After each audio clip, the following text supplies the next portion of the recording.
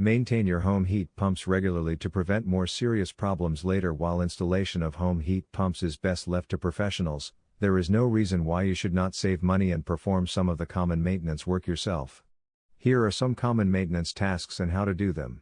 In order to keep the outdoor components of your heat pump, such as the compressor, fan and coil, in good working order, they need to be cleaned and lubricated periodically.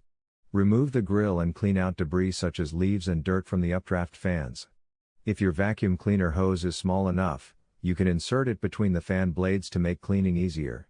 You should also replace the filters and clean and lubricate the other components on a regular basis. And if the piping insulation has deteriorated, replace it with new insulation.